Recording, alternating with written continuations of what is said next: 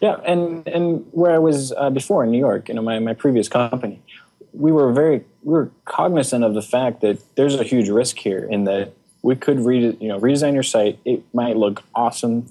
You might even have stronger calls to action than your previous site. Right.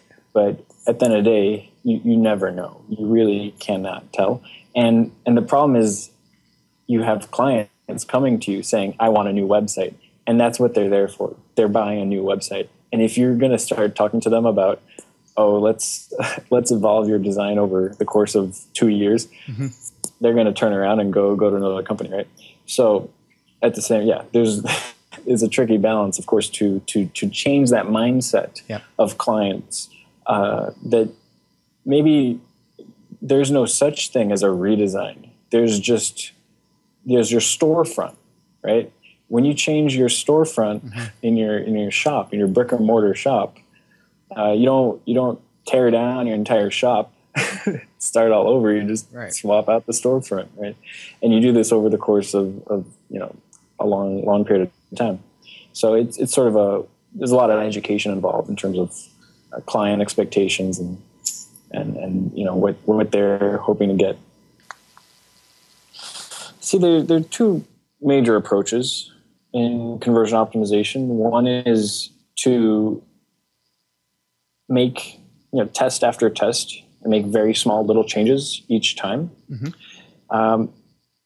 Almost in a way that you're pretty much saying, I have no idea what's going to help improve the conversion rate on this page, and I'm just going to keep making all these little small changes over time, and so run a lot of tests, a high volume of tests.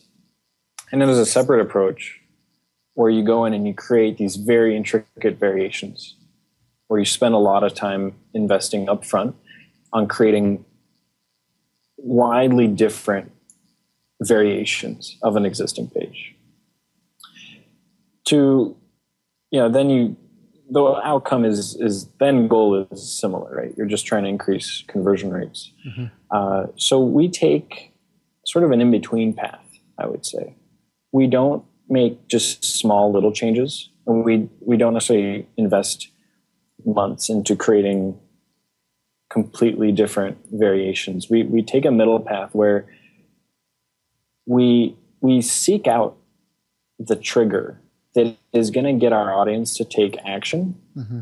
And once we find that trigger by doing a number of different variations and multiple rounds of tests, we then apply those learnings and go in with much more dramatic changes at the sort of closer to the end of our testing cycle.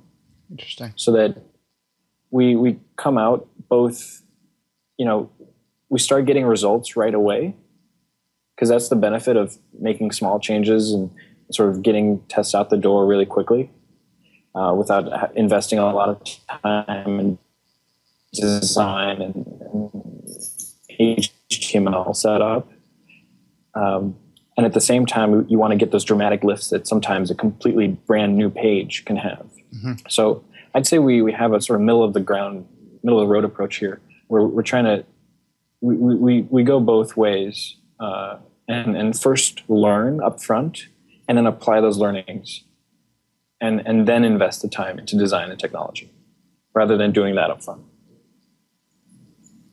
Yeah, you're going through that cycle essentially as fast as you can to learn as much and then try to iterate even higher or raise the baseline each time. That's really interesting.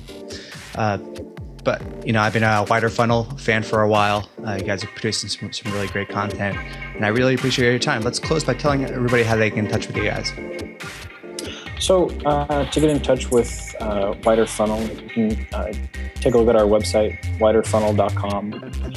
And we're based in Vancouver, Canada, where you're always welcome to come visit. We've got wonderful mountains, tons of kayaking, mountain biking, and of course, snowboarding, skiing. That's it. Thanks for your time. Thanks for watching on iTunes. I really appreciate all the feedback that I've received so far. If you haven't connected to me already, I would love to connect with you. Just reach out to me on Twitter @alexdesigns, ALEXDESIGNS.